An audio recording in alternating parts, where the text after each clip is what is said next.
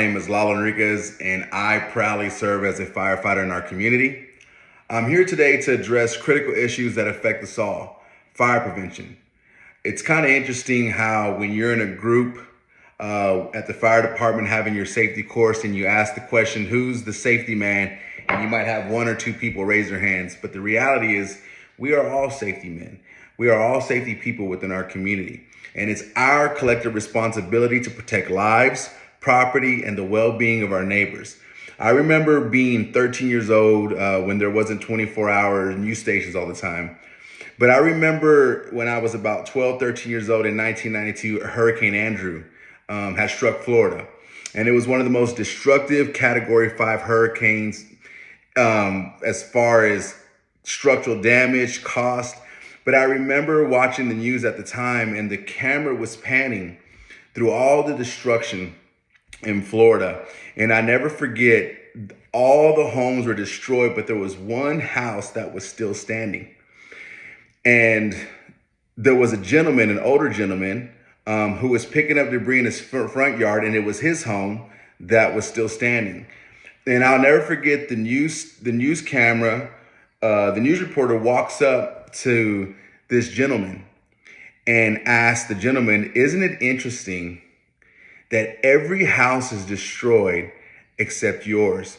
Why do you think that is?" And the gentleman looks at the camera and he said, "Well, I built my house to code.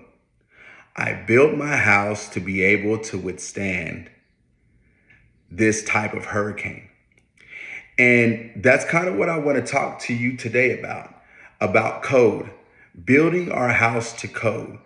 In the next few minutes, I want to share my thoughts and tips on things that we can do to enhance fire safety across our city. I want to be able to raise awareness as this pertains to fire prevention and educate one another on ways we can be proactive and we can create some resiliency, increase capacity as far as a fire conscious environment. But first, I want us to understand a little bit about fire prevention. Fire prevention is the effort to decrease the chances of unwanted ignition and, to some extent, limit the spread of fire by methods that are independent of actions taken after ignition occurs. We implement measures to mitigate fires occurring and their impact if they do. We have to think about the worst case scenario. If a fire happens, what is the worst thing that can happen? And how do we make sure the worst thing doesn't happen?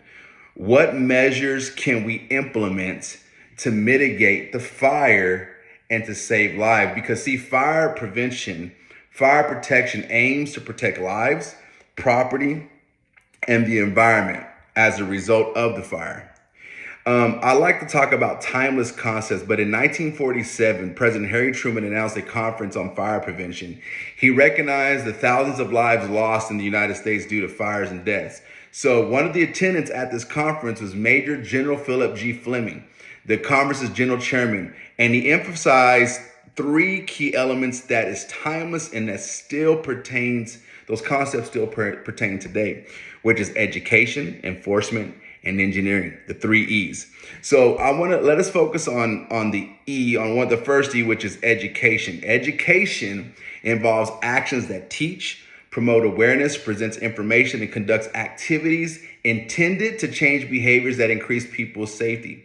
Because see, education saved my life. I never forget, I once made a mistake when I was younger. I was babysitting and I threw gasoline into the fireplace. Which caused a sudden burst of flames. And instinctively, I remember the fire catching on the couch, it caught on the carpet, and it caught on my clothes. But the only thing that I can remember is what I learned and what was the education that I got from day one: stop, drop, and roll. Education, and that promotes awareness, and that's actually something that saved my life. Next thing I want to talk about is code enforcement. Enforcement, the second E. It refers to the regulatory process that ensures buildings and properties comply with fire prevention codes and regulations. There's codes and regulations, and they're there, standards, and they're there to save lives. And we have to be able to comply with that, because in Lubbock, Texas, Code enforcement is typically administered and enforced by the fire department. Our goal to protect the community from fire dangers by ensuring safety standards are met and followed.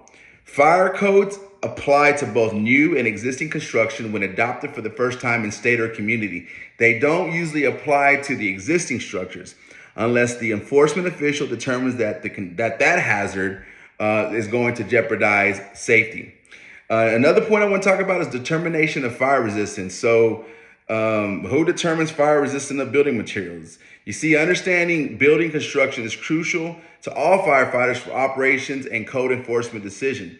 Government organizations that determine fire resistance on building materials would be the National Fire Protection Association and their International Code Council, along with Underwriters Laboratory and National Institution of Standards and Technology, who do the extensive study.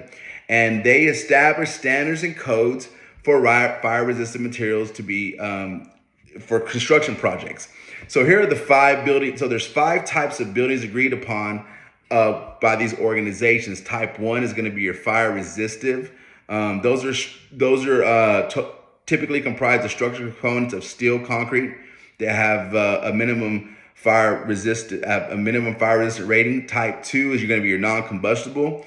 The 3 is going to be your ordinary construction. Construction, also known as ordinary construction, will have non-combustible walls and wood roof. Typically a masonry wall and lightweight wood or panelized flat roof. Type 4 is going to be your heavy timber, and your type 5 is going to be your wood frame. So again, as we discuss the critical issues of fire safety in our communities, it's important to recognize the crazy landscape of building construction. Because see, over the years, we've witnessed changes in the different methods aimed at expediting this construction by reducing costs. But these changes inadvertently lead to modern homes and furnishings that actually burn more quickly, posing significant risk to both occupants and some of our brave firefighters. So let me address some key points as we close. Unsafe structures. So we've actually identified several characteristics of unsafe structures that could relate to code requirements here in Lubbock. This includes non-compliance with building material, inadequate fire resistance, outdated electrical wiring, and structural components that do not meet current building codes. Occupants and determination. During inspections and code enforcement process, we might find buildings that are too unsafe to use, that you can't use them. It's our responsibility to take that action, decisive action if we need to protect our community. And then finally, our plan review program to ensure that Lubbock, Texas maintains good codes, good safety standards, and we propose implementing really good, robust plan review programs with local building departments in collaboration with fire departments, where we should thoroughly examine plans and specifications for all new constructions.